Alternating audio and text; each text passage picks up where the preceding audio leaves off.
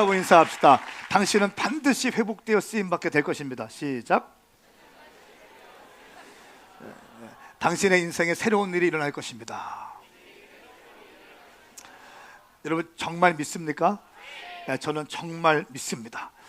저는 지금까지 주님이 인도해 주셨는데 앞으로 더 잘 인도해 주실 것을 믿고요, 더 좋은 일이 있을 것을 믿고 있습니다. 네, 어제나 오늘이나 영원토록 변치 않는 주님께서 함께 하실 것이고 계속 은혜와 평강 가운데 인도하실 것을 저는 믿습니다. 오늘 말씀 부활절 특별 메시지로 증거하도록 하겠습니다. 프라미스랜드 여호수아 강해는 잠깐 멈추고요, 오늘 부활절이기 때문에 부활절에 대한 메시지를 증거하도록 하겠습니다. 여러분, 기독교 신앙에서 부활절이 참 중요합니다. 믿으세요? 부활절은 참 중요합니다. 추수감사절도 중요합니다. 성탄절도 중요합니다. 신앙생활에 승리하는 방법 중에 한 가지는 절기신앙을 꽉 붙드는 거예요. 조금 느슨해져 있다가도 절기 때 바짝 주님 앞에 매달리는 거예요. 절기신앙이 회복되어지면 끝까지 갈 수 있어요. 인생에 어려운 점이 있잖아요. 이렇게 왔다 갔다 업앤다운이 있잖아요. 그런데 중요한 그 변곡점이 있고 중요한 포인트가 있는데, 그때마다 하나님의 살아계심을 경험하고 확신하고 주님께 더 매달린다면 우리의 신앙이 끝까지 갈 수 있는 거예요. 1년 신앙생활의 승리는 절기를 꽉 잡으면 승리할 수 있습니다. 일주일의 승리, 주일 예배의 승리하면 잡을 수 있습니다. 저는 오늘 부활절 맞이해서 여러분 가운데 하나님의 크신 은혜가 있기를 축복하고 다시 회복되어져서 쓰임받는 여러분 되기를 바랍니다. 기독교 신앙에서 부활이 왜 중요한가? 오늘 5가지 먼저 이야기를 하고 말씀을 계속 이어가기 원하는 첫 번째는, 부활이 없으면 우리의 믿음은 헛됩니다. 그리고 부활이 없으면 우리는 여전히 죄 가운데 있다. 죄사함이 일어나지 않아요. 고린도전서 15장 17절 18절 말씀, 이 말씀은 부활에 대한 아주 핵심적인 메시지인데요, 우리 함께 읽어보겠습니다. 시작. 만일 그리스도께서 살리심을 받지 못했다면 여러분의 믿음도 헛되고 여러분은 여전히 자신의 죄 가운데 있고 그리스도 안에 잠든 사람도 멸망했을 것입니다. 아멘. 자, 보세요. 그리스도께서 살리심을 받지 못했다면, 부활하지 않으셨다면 여러분의 믿음이 헛됐다는 거예요. 우리가 이렇게 열심히 수고하고 애쓰고 선교하고 DNA 모임을 하고 영혼들 케어하고 복음 전도하고 하는 모든 것이 헛된다는 거예요. 헛된다는 거예요.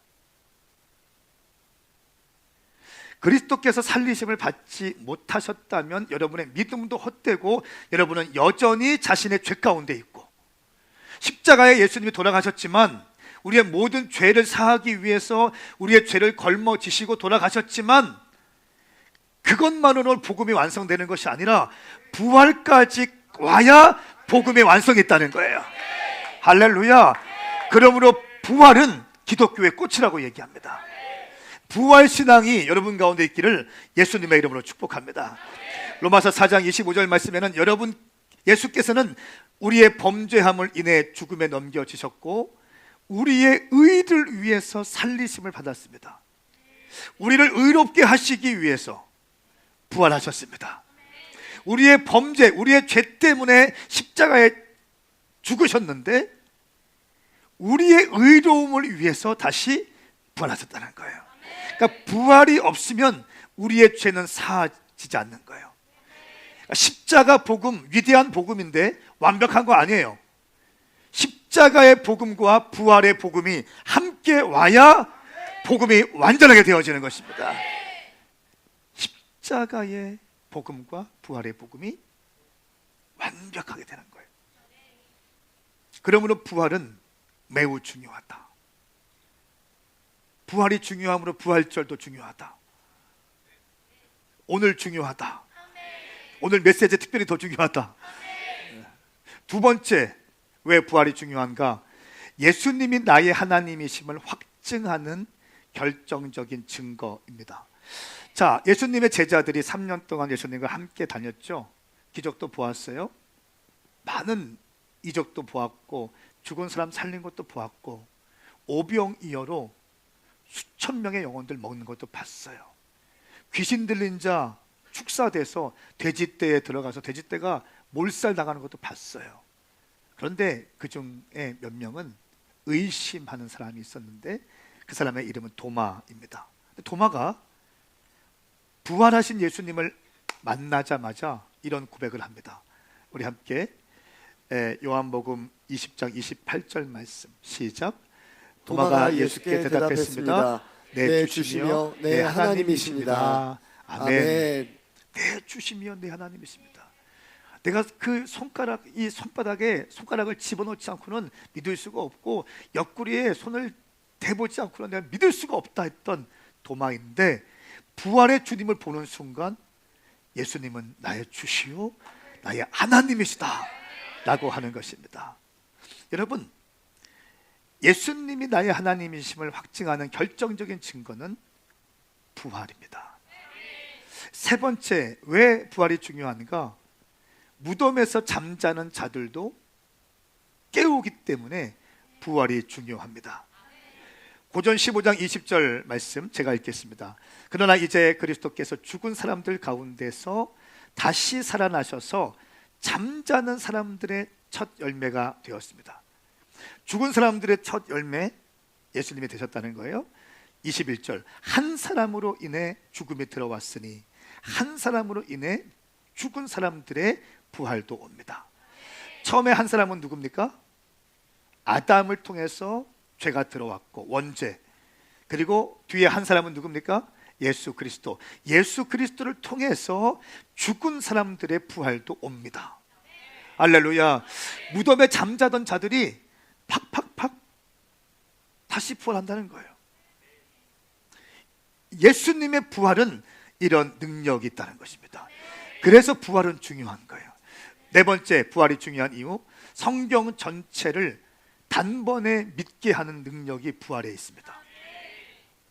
예수님의 제자들도요, 예수님이 살아나심을 통해서 예수님의 말씀을 기억하게 되고 또 성경과 예수님이 하신 말씀을 믿게 되었습니다. 요한복음 2장 22절, 나중에 예수께서 죽은 사람들 가운데 살아나셨을 때에야 제자들은 이 말씀을 기억하고 성경과 예수님께서 하신 말씀을 믿었습니다. 예수님이 부활하셨어야 제자들이 그 말씀과 성경을 믿었다는 거예요. 부활의 주님을 만나면 믿음이 부어지게 되는 거예요. 성경 전체가 믿어지게 되는 거예요. 여러분, 제가 말씀을 자주 드렸는데요, 저는 목사 아들인데 신학교를 학부 신학을 할 때에도 태초에 천지를 창조하시니라 이 말씀이 안 믿어졌어요. 동정녀 탄생 안 믿어졌습니다. 여러분, 안 믿어지는 거 너무 혼내키지 마세요. 안 믿어지는 거 어떻게 해요? 예수님이 안 믿어지시면 손 들어보세요. 뭐라고 안 할게요. 아니, 안 믿어지는 거 어떻게 하냐고. 내가 우리 아버지가 목사고 내가 성가대 베이스를 했어요.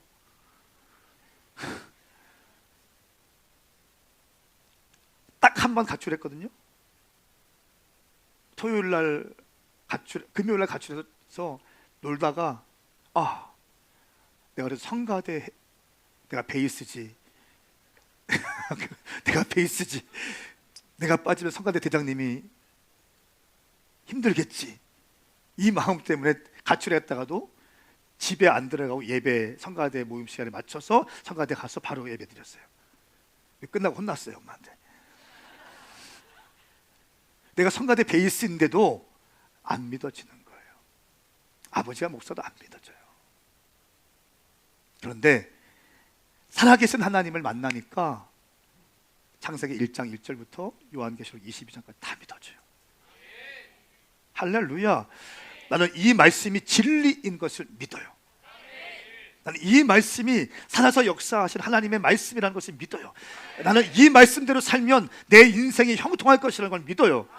내가 이 말씀의 원리대로 목회하면 우리 교회가 계속 부흥되는 것을 난 믿어요. 믿어요. 여기에 길이 있고 여기에 답이 있고 여기에 비전이 있고 꿈이 있고 축복이 있고 복이 있다는 걸 난 믿어요. 선포합니다. 오늘 부활 아침에 부활하신 예수님을 만날 수 있기를 예수님의 이름으로 선포합니다. 그래야 믿어지는 거예요. 다섯 번째, 부활이 왜 중요한가? 우리의 삶에 고난이 올 때 소망과 기쁨으로 승리하게 합니다. 부활은 우리에게 희망을 줘요. 사망 권세 깨뜨리시고 부활 승리하신 예수 그리스도, 십자가 고난 당하시고 침뱉음 당하시고 멸시당하신 예수님께서 우리 위해서 십자가에 죽어주시고 3일 만에 부활 승리하셨다는 것, 예수님의 부활이 믿어지면 그 예수님의 부활이 나의 부활이 되어져요. 부활 신앙이 있는 자와 없는 자는 큰 차이가 있습니다. 부활 신앙을 만나야 돼요. 부활 신앙을 갖고 있기를 축복합니다. 여러분, 예수님께서 우리가 이렇게 고난 주간 보냈죠. 최후의 만찬 한 다음에 예수님께서 올리브산 감람산에 가시기 전에 뭐 한 줄 아세요? 찬양을 부르셨어요. 제자들과 함께 찬양을 불렀어요. 마태복음 26장 30절 말씀에 보면 그들은 찬송을 부른 후에 올리브산으로 향했습니다. 성만찬을 다 한 다음에 이것은 나의 피다 나의 살이다 하신 다음에 찬양을 불렀다고 나와 있어요. 이 찬양이 무슨 찬양일까 궁금하지 않으세요? 예수님이 마지막 부른 찬양이 무엇일까? 난 궁금했어요. 찾아봤어요. 가르쳐 드려요? 시편 118편의 성경 말씀을 가지고 곡을 찬양을 불렀대요. 유대인들의 전승에 따르면 그렇게 나와요. 시편 118편 이런 내용입니다. 여호와께 감사하라. 그분은 선하시고 그분의 사랑은 영원하시다. 여호와께서 내 편이시니 내가 두려워하지 않겠습니다. 사람이 내게 어떻게 하겠습니까? 여호와께서 내 편이 되어 나를 도와주시니 나를 미워하는 사람들은 내가 바라던 대로 될 것입니다.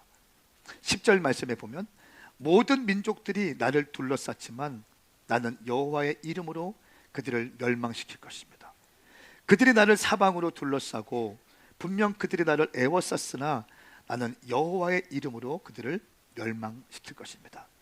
그들은 벌떼처럼 내게 몰려들었지만 불붙은 가시덤불이 금세 꺼지듯 죽어버렸습니다. 여호와의 이름으로 내가 그들을 멸망시킬 것입니다.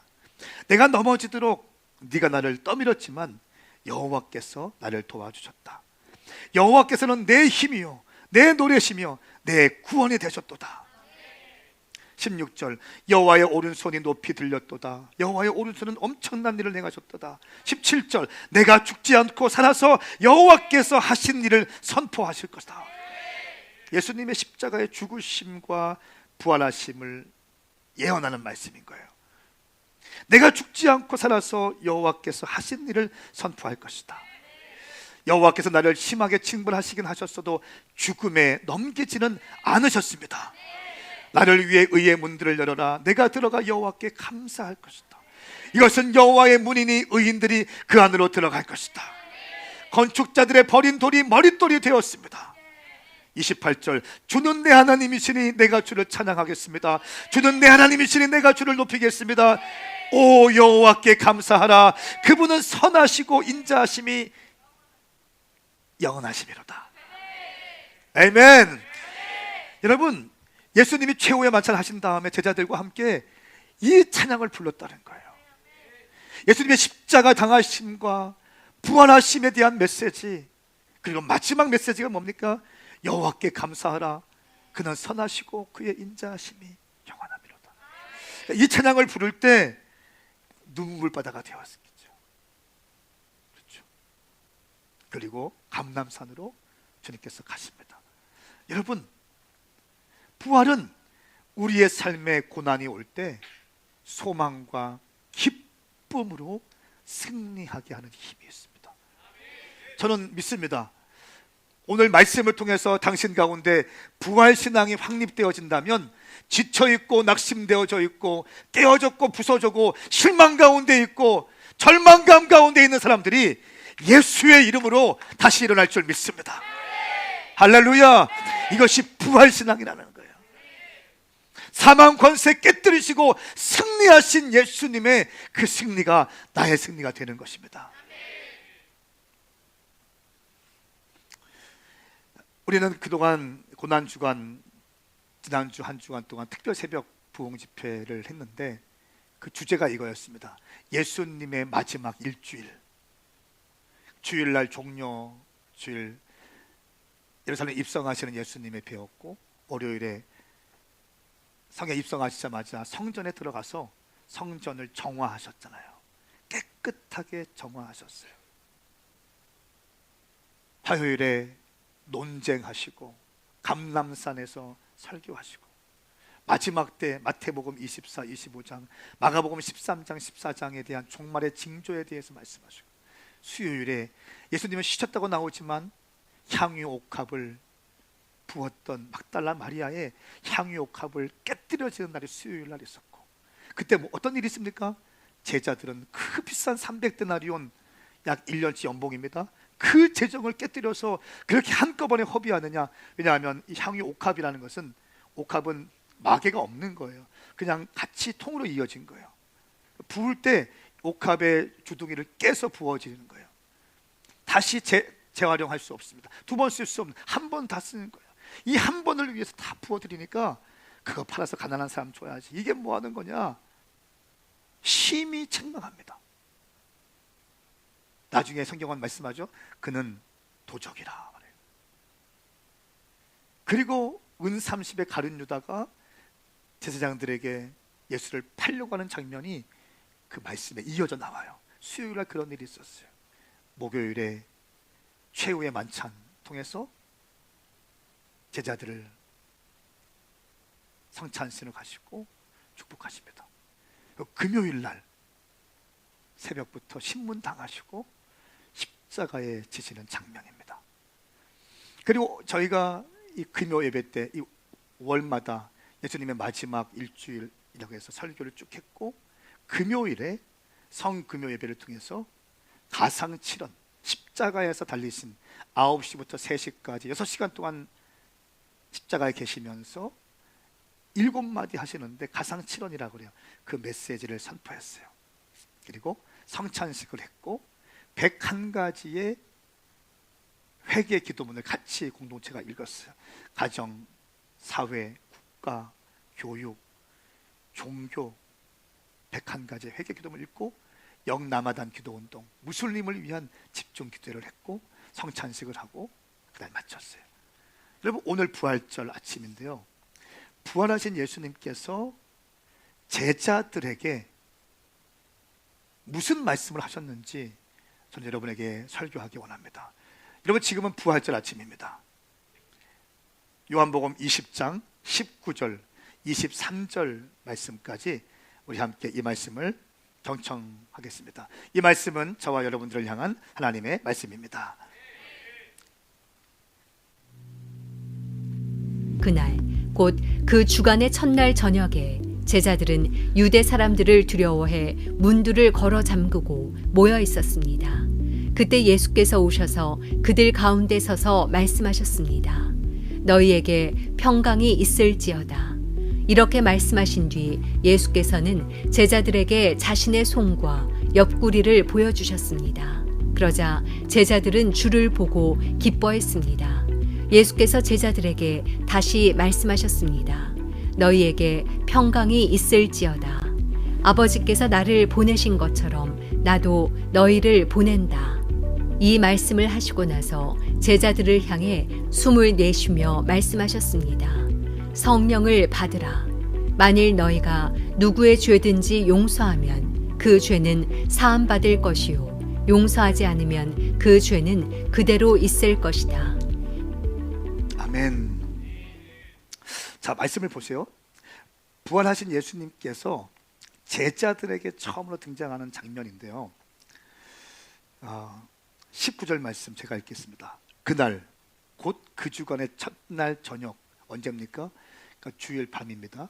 주일 밤에 제자들은 유대 사람들을 두려워해 문들을 걸어 잠그고 있었습니다. 제자들이 유대인들을 두려워해서 문을 걸어 잠그고 있었다라고 말씀하고 있습니다. 여러분, 예수님께서 십자가에 돌아가시는 걸 보고 유대인들에 의해서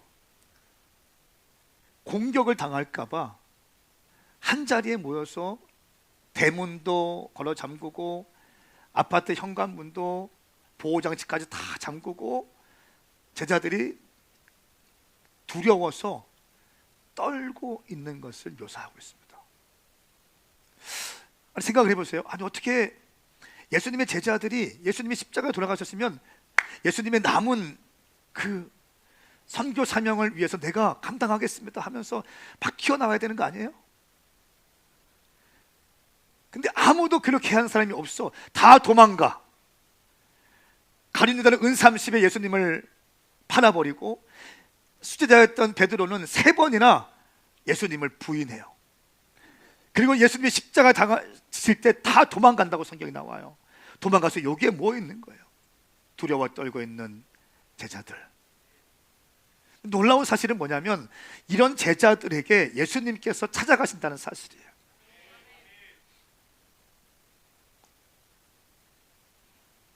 그들은 두려워해서 문을 걸고 잠그고 모여 있었습니다. 그때 예수께서 오셔서 그들 가운데 서서 말씀하셨습니다.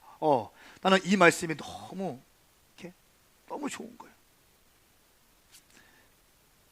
노크를 해서 야 나왔어 문 열어 이렇게 해서 들어가셨는지 아니면 어떻게 거기에 모여 있는지 알고 가셨을까? 카톡이 왔을까요? 성령님의 인도하심 가서 갔는지 아니면 부활의 몸이니까 모든 이 물리적인 공간을 뛰어넘고 그냥 막 통과해서 왔는지 성경은 안 나와 있어요. 분명한 것은 두려워 떨고 있는 제자들에게 예수님께서 가셨다는 거예요. 여러분, 우리 주님은요 여기서 야 너희들 어떻게 그럴 수 있어? 내가 십자가 당하는데 한 놈도 나를 위해서 기도하고 끝까지 남아. 야 여자들은 막 다 남아있는데 이 새끼들 니네 이런 말이 없어요. 그냥 함께 그곳에 가셔서 서서 말씀하시는데 저는 이 말씀이 너무 은혜가 되는 거예요. 여러분, 예수님은 당신이 완벽하고 흠이 없고 실수가 없어야 예수님이 함께 하시는 것이 아니에요. 당신이 배신하고 당신이 예수님을 부인하고 열심히 사역하다가 사역의 실패를 경험하고 때로는 사역에 큰 지장을 주기도 하고 때로는 도망치기도 하고 그런 당신 가운데 예수님은 함께 하시는 거예요. 이것이 복음이에요. 흠이 없는 사람에게만 있는 게 아니에요. 예수님은 깨어진 영혼에게 찾아가시는 거예요. 넘어진 사람에게 찾아가는 거예요. 죄책감 가운데 있는 사람에게 찾아가는 거예요. 두려워 떨고 있는 영혼 찾아가는 거예요. 저는 오늘 선포합니다. 오늘 실패하고 깨어지고 낙심되어지고 절망 가운데 있고 믿음이 식어진 당신 가운데 부활의 주님이 찾아가시기를 예수님의 이름으로 선포합니다. 앞뒤 좌우 인사하세요. 잠에서 깨어날지어다. 한 번 더 잠에서 깨어날지어다. 자, 옆에 사람 때려보세요. 자, 누가 잤나 보세요.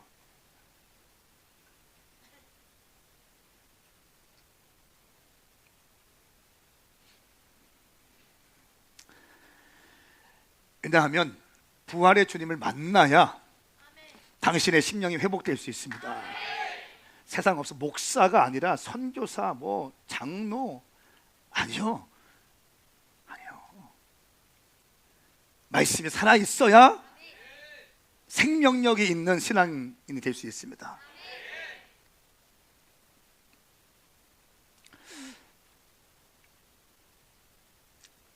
예수님께서 두려워 떨고 있는 찾아오셔서 가장 첫 번째 하신 말씀, 이 말씀도 너무너무 좋아. 주님은 이렇게 말씀하셨습니다. 너희에게 평강이 있을지어다. 에코가 막 올라갔을 거예요. 평강이 있을지어다. 평강이 있을지어다. 이때 음향팀이 센스가 있으면 에코를 확 낼 텐데 은혜만 받고 있어요. 너희에게 평강이 있을지어다. 될 때까지 하겠어요. 너희에게 평강이 있을지어다. 에라이 이렇게 말씀하셨는데, 야 됐어 그만해. 그래서 이제 이 말씀이 나한테 얼마나 은혜가 되는지. 이게 복음 아니겠어요? 복음, 평강, 샬롬을 선포하셨다고요. 샬롬, 샬롬, 샬롬, 샬롬, 샬롬, 샬롬. 샬롬을 선포하신 주님. 여러분, 제가 요즘에 계속 묵상하고 있는 게 뭐냐면, 여러 차례 말씀을 드렸는데요, 바울 서신서를 보니까 모든 서신서 1장 서두에 바울이 그 교회 성도들에게 한결같아요. 거의 빠지지 않아요. 바울이 쓴 모든 서신서에 이렇게 얘기해요. 은혜와 평강이 있을지어다. 좀 해봐. 한 번, 두 번 더 남았어. 로마서 1장 7절. 예수 그리스도의 은혜와 평강이 있을지어다. 고전 1장 3절, 고후 1장 2절. 너희에게 평강이 있을지어다. 할렐루야. 주님께 큰 박수 드려요. 우리 음향팀에게 박수 한번 할까요? 네. 여러분, 예수님은요 어떤 분이냐면 당신이 행복하기를 바라세요. 이거 진리예요. 예수님은 당신이 샬롬 가운데, 평강 가운데 행복한 인생 되기 원하세요. 저는 우리 교회 성도님들이 행복하게 신앙생활 했으면 좋겠어. 행복하게 신앙생활이 즐거웠으면 좋겠어요. 어디 가면 기침만 해도 막 미안하고 그런 데 있잖아요. 죄 짓는 거, 기침만 해도 죄 짓는 거 같고. 그게 아니라 자유가 있고 기쁨이 있고 즐거움이 있고 안정감이 있는, 기쁨이 있는 신앙생활이 여러분 가운데 있기를 축복합니다. 사도 바울은 모든 서신서에 은혜와 평강이 너희에게 있을지어다. 제가 요즘에 이렇게 기도해요. 하나님, 저의 사역 가운데 은혜와 평강을 주십시오. 우리 가정에 은혜와 평강을 주시고, 우리 자녀들에게, 우리 아내에게 은혜와 평강을 주시고, 우리 성도님들의 사업장과 직장과 모든 기도 제목 가운데 은혜와 평강을 주십시오.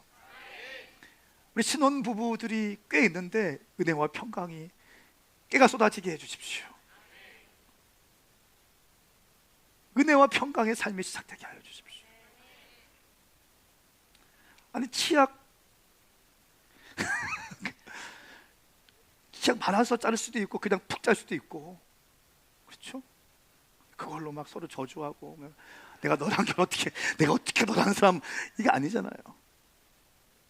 바쁘면 양말 던져놓을 수도 있는 거 아니에요? 터프하군, 박수 치면 되는 거예요. 좋은 거 아니지만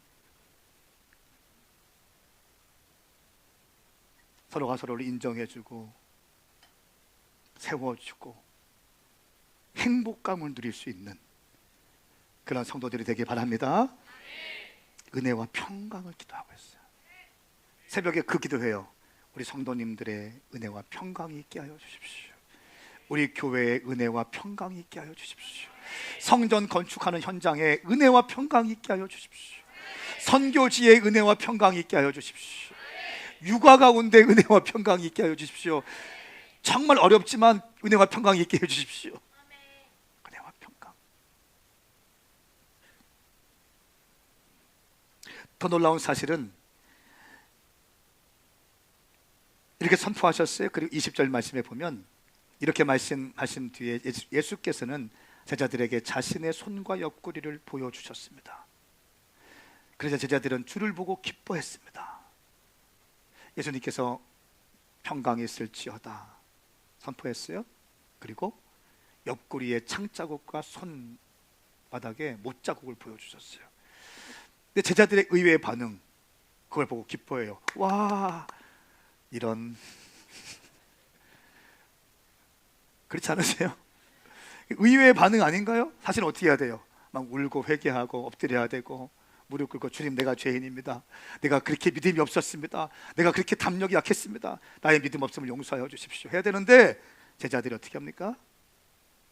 그 모습을 보고 기뻐했다는 거예요. 여러분, 예수님을 만난 사람의 확실한 특징이 뭔지 아세요? 기쁨이에요. 기쁨. 교회는 은혜로 흘러가는 거예요. 평강으로 흘러가는 거고 기쁨의 영적인 분위기가 있어야 되는 거예요. 라마단 지금 기간이잖아요. 무슬림들 라마단 기간 알라를 위해 기도해요. 그들은 해가 떠 있을 때는 금식합니다. 세큘러 무슬림 빼놓고는 제대로 된 무슬림들은요, 해가 떠 있는 기간 동안 30일 동안 금식합니다. 해가 지면 술 퍼먹고 놀고 막 그래요. 근데 그들 가운데 율법이 굉장히 심해요. 우리 기독교는요 너무 약해진 거예요. 하루에 5번인가 4번 그들은 정해진 시간 동안 기도해요. 공항에도 기도실이 있더라고. 나는 해외 다니기 초창기에 기도실이 있군. 기도하러 들어갔는데 이상한 거예요, 분위기가.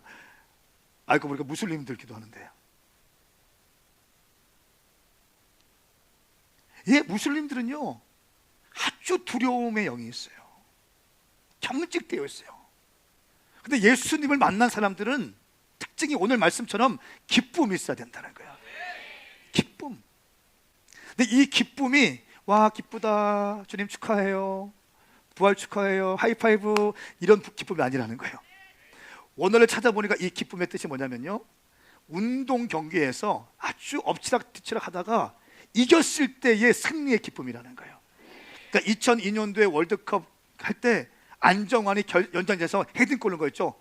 이거 이때 난리 났잖아요. 그때의 기쁨이 지금 이 기쁨이라는 거예요. 원어의 의미가 그래요.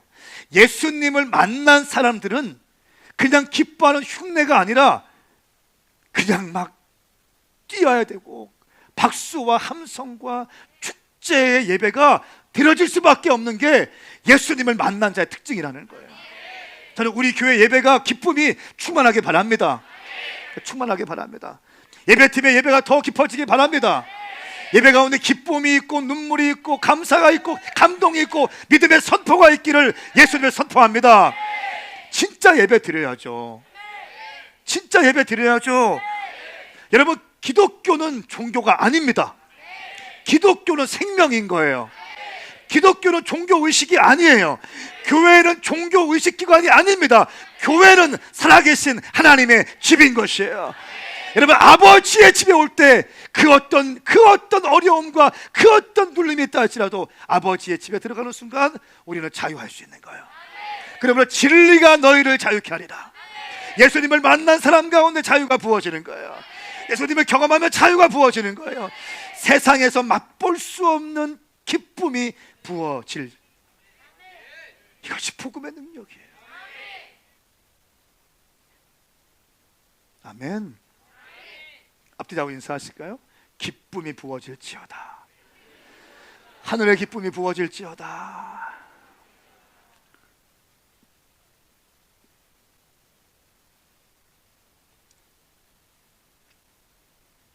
이 대목이 은혜도 되면서 이해도 안 됐어요. 울어야 될 사람들인데 기뻐하고 있어요. 자, 이들에게 예수님께서 뭐라고 말씀하십니까?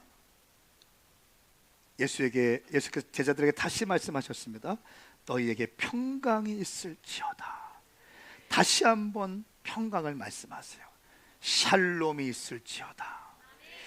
부활하신 주님께서 첫 번째로 만난 제자들에게 가장 먼저 하신 메시지, 샬롬이 있을지어다. 평강이 있을지어다. 그리고 다시 한번 너희에게 평강이 있을지어다. 그리고 말씀하십니다. 아버지께서 나를 보내신 것처럼 나도 너희를 보낸다. 보낸다. 질문이 생겼어요. 아니, 예수님 배반했고 부인했고 돈 주고 팔아먹고 이렇게 도망쳐서 두려워 떨고 있는 제자들에게 또 보낸다는 거예요.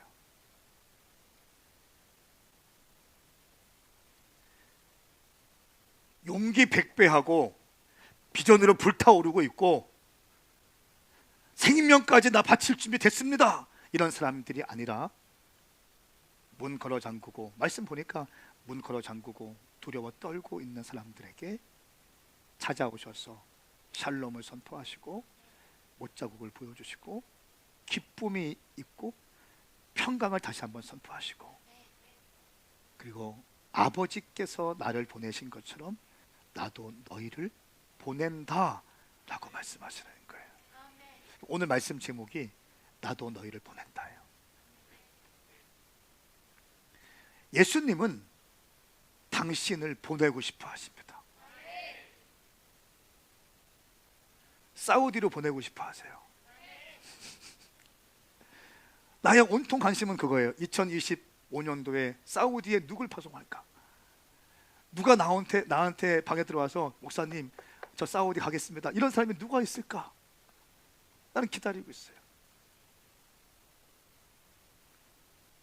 어제 결혼 주례하고 한 여자하고 한 여자가 아니라 사역자 몇 명하고 두 여자하고 두 자매들하고 커피를 마셨어요. 너 뭐하냐? 저 중동 가고 싶어요. 사우디? 이스라엘인데요. 사우디 기도해봐. 사우디? 온통 사우디, 아라비아. 여러분, 예수님은요 여러분을 보내고 싶어 하십니다. 우리가 믿는 하나님은 보내시는 하나님이십니다. 성부, 성자, 성령 하나님은 보내시고 보내심을 받는 하나님이십니다. 무엇보다 먼저 성부 하나님께서 우리를 구원하시기 위해서 성자 예수님을 이 땅에 보내셨습니다. 이 땅에서 예수님이 십자가에 돌아가시고 3일 만에 부활하시고 40일 동안 유하신 다음에 승천하실 때 이렇게 말씀하셨어요. 내가 너희를 위해 천국의 처소를 준비하러 간다. 그리고 내가 성령을 너희에게 보내줄 것이다. 예수님께서 성부 하나님과 성령을 다시 보내셨습니다. 그러므로 보내심은 삼위일체 하나님의 본성입니다. 제가 어디 기도 집회 갔었는데, 강사로 갔었는데 제 앞 순서가 장로회 신학대학교 설교학 교수이면서 주기철 목사님의 손자인 주승중 교수님이었어요. 지금은 인천 주안장로교 담임 목사로 가셨는데, 다음 설교 시간을 기다리면서 그 목사님의 말씀을 듣고 있는데 엄청 은혜가 되더라고요. 제가 메모했어요. 그리고 오늘 말씀을 좀, 이 보내심에 대한 말씀을 증거하는데 기가 막히게 증거하시더라고요. 이렇게 말씀하셨어요. 성자 예수님께서는 그리스도인들을 오늘 세상에 보내셨습니다. 성자 예수님께서 성부 하나님에 의해 세상 가운데로 보내심을 받으시고 하나님의 선교의 수행자가 되었던 것처럼 그리스도인들을 세상에 보내신 것입니다. 그러므로 그리스도인들은 세상에 보내심을 받은 예수님의 본을 따라서 세상에서의 구체적인 삶의 모든 영역 안에서 일터 선교사로서의 삶을 살아야 합니다. 왜냐하면 예수님께서 너무나 분명하게 아버지께서 나를 보내신 것 같이 너희도 나도 너희를 보내노라 라고 말씀하셨기 때문입니다. 우리는 그동안 선교하면 신학교나 선교단체에서 훈련받은 사람들만을 파송 선교사라고 했습니다. 물론 그들은 전문적인 선교사들입니다. 그러나 성경에는 선교사라고 하는 단어가 단 한 차례도 등장하지 않습니다. 오히려 보내심을 받은 자라고 하는 단어만 존재할 뿐입니다. 그리고 그 예수님은 그 단어를 모든 성도들에게 적용하시면서 오늘 나도 너희를 보낸다 라고 말씀하신 것입니다. 설교문이에요. 얼마나 은혜가 됐는지. 여러분, 성경에는 선교사라는 단어가 없습니다. 오직 보내심을 입은 자라고 하는 단어만 있습니다. 교회, 에클레시아, 부르심을 받은 자입니다. 세상에서 부르심을 받아서 하나님께 나아가는 자들, 그 부르심을 받은 자들이 다시 세상 가운데 나가서 세상을 변화시키는 거죠. 인도의 성자 선다싱이 이렇게 얘기했습니다. 세상은 바다이고 교회는 배와 같습니다.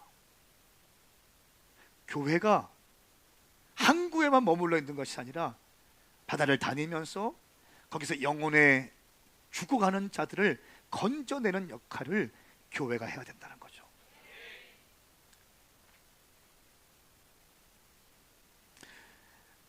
예수님은 오늘 제자들에게, 두려워 떨고 있는 제자들, 완벽하지 않은 제자들, 실수투성이고 배신했던 제자들에게 다시 믿음을 주시면서 내가 너희를 세상 가운데 보낸다라고 말씀하시는 사건, 이것이 얼마나 우리에게 격려가 되는지 모르겠어요. 내가 나를 봐도 부족하고 깨어지고 흠 많은 사람이에요. 당신이 당신을 봐도 흠 많은 사람이잖아요. 그런데 주님은 당신을 다시 보내고 싶어 하신다는 거예요. 한 가지 이야기하고 오늘 말씀을 맺길 원합니다. 오늘 우리가 예배 끝나고 뭐 합니까? 지금 아브라함 커뮤니티도 부활절 노방전도를 해요. 노방전도. 오늘 커뮤니티별로 노방전도를 할 겁니다. 생각했어요. 주님께서 이 부활절에 우리가 무엇을 하면 가장 기뻐하실까? 1번 계란 까먹는다. 주님 기뻐하실까? 예, 기뻐하세요. 당신의 허기짐을 채워지는 것 주님 기뻐하세요. 이것이 가장 큰 예수님의 기쁨일까? 아니요. 뭘 기뻐하실까? 부활의 기쁜 소식을 세상 가운데 선포하는 거죠. 예수님 다시 살아나셨습니다. 우리 주님 3일 만에 부활 승리하셨습니다. 모든 죄와 죄의 결과를 걸머지고 십자가에 달리신 주님께서 3일 만에 다시 부활하셨습니다. 나는 이것을 믿습니다. 부활을 선포하는 거죠. 저는 주님이 무엇을 기뻐하실까를 참 많이 생각하는 것 같아요. 주님이 뭘 기뻐하실까? 뭘 기뻐하실까? 지금 내가 뭘 하기를 원하실까? 지금 내가 어떻게 하기를 원하실까? 우리 교회가 어떻게 가기를 원하실까? 어떤 상황 가운데 어떤 방향성을 가지고 가기를 원하실까? 난 이거 고민 많이 해요. 근데 부활절 아무리 생각해도 아무리 고민해도 이거예요. 세상에 나가서 부활하신 예수 그리스도를 증거하는 거예요. 할렐루야. 여러분 DNA별로 커뮤니티별로 아마 정해진 장소가 있을 겁니다. 거기서 기타를 치고 피켓을 들고 계란을 나누어 주고 복음을 증거하십시오. 예수님이 길이요 진리요 생명이시고 당신 예수님 믿으면 당신도 회복되어 쓰임 받을 수 있습니다. 예수 믿는 자의 기쁨이 있는데 그 기쁨 하늘에서 부어지는 것입니다. 전도자의 얼굴은 밝아야 돼요. 촌스러우면 안 됩니다.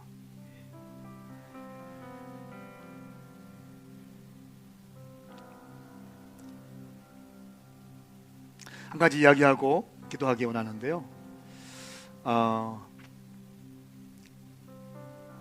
지금으로부터 정확히 140년 전에 140년 전까지는 이 조선 땅에, 대한민국 땅에 예수 믿는 사람이 단 한 명도 없었어요. 제로였습니다. 단 한 명의 그리스도인도 존재하지 않았어요. 140년 전에 전 세계가 조선을 바라보는 이 느낌은 뭐였냐면 소망 없는 은둔의 땅이라고 했어요. 소망이 없는 은둔의 땅. 아무런 희망이 보이지 않는 거예요. 그런데 이 소망이 없는 이 땅이기 때문에 더욱더 복음을 증거해야 된다는 생각을 가진 미국의 젊은이가 있었는데 아펜젤러와 언더우드였습니다. 20대 중반의 청년이었어요. 아주 좋은 대학을 다녔고 장래가 촉망받는 사람들이었습니다. 근데 이 사람들이 순교의 각오로 파송을 받고 자원해서 조선 땅에 오게 됩니다. 그것이 1884년 4월 5일 부활절이에요. 부활절에 조선의 땅에 처음에 도착합니다. 140년 전. 거센 풍랑을 헤치고 한 척의 배가 인천 제물포항에 도착합니다. 이 나라에 처음으로 복음이 들어오는 순간, 바로 140년 전 오늘 부활절입니다. 그리고 이 아펜젤러는요, 본국에 보낸 첫 번째 선교 보고에 이렇게 기록했다고 합니다. 이 내용을 읽어드리고 함께 기도하기 원합니다. 우리는 부활절에 이곳에 왔다. 그날 사망의 철장을 쳐부수고 부활하신 주님께서 조선의 결박을 끊어주시고 하나님의 자녀로 빛과 자유의 세계로 인도해 주시기를 기도했다. 사망의 철장을 쳐부수고 부활하신 주님께서 조선의 결박을 끊어주시고 하나님의 자녀로 빛과 자유의 세계로 인도해 주시기를 기도한다.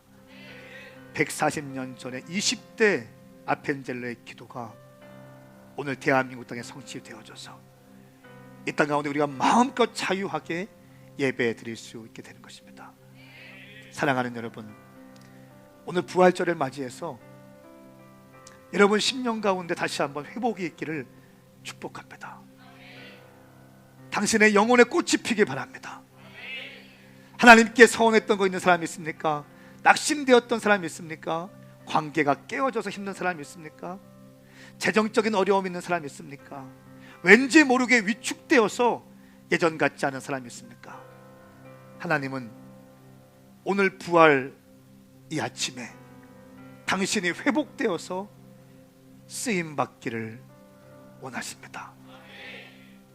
당신을 부르고 계시고 두려워 떨고 있는 당신에게, 지쳐 울고 있는 당신에게, 더 이상 갈 수 없다고 고백하는 당신에게, 나 여기까지인가 봐요 주님, 이렇게 고백하는 당신에게 주님 다가오셔서 당신이 문을 잠그고 빗장을 채워놓고 있다 할지라도 우리 주님은 그 빗장을 파쇄하시고 당신의 자리로 들어가셔서 당신에게 선포하십니다. 샬롬이 있을지어다, 평안이 있을지어다, 하늘의 평강이 부어질지어다. 샬롬의 왕이신 주님께서 오늘 선포하십니다. 그리고 손에 못자국과 옆구리에 창을 자국을 보여주시면서 당신에게 잃어버린 기쁨을 회복하실 것입니다. 그리고 말씀하십니다. 완벽하지 않은 그대에게, 여전히 흠이 많은 그대에게 다시 말씀하십니다. 아버지께서 나를 보내신 것처럼 나도 너희를 보낸다. 뒤에 말씀 보니까 이렇게 말씀하고 있어요. 성령을 받으라. 너희가 누구든 죄든지 용서하면 그 죄사함을 받을 것이요 용서하지 않으면 그 죄는 그대로 있을 것이다. 두 가지 말씀하세요. 보내심을 선포하시면서 두 가지 말씀하세요. 첫 번째, 성령을 받으라. 네 힘으로 안 된다는 거예요. 성령 받아야 강하고 담대할 수 있다는 거예요. 지금 두려운 거 안 된다는 거예요. 성령 받으면 회복될 수 있다는 거예요. 두 번째, 죄 사함에 대한, 누구의 죄든지 용서하면 그 죄는 사함받을 것이다. 이 말은 무슨 말이냐면, 너희한테 죄 용서함의 능력이 있는 것이 아니라 네가 갖고 있는 복음을 증거할 때 그 복음을 받아들이는 자들이 회개하고 죄 용서 받을 것이라는 거예요. 동의하십니까? 동의하십니까? 사랑하는 여러분, 우리 전 일어나십시다. 일어나서 그 부활의 주님, 두려워 떨고 있는 내 인생에 찾아오셔서 샬롬을 주시고 기쁨을 주시고 다시 한번 우리를 파송하기를 원하시는 주님, 성령을 받으라 말씀하시며 복음의 능력을 우리에게 주시는 그 주님 찬양하시면서 주님께 나가십시다.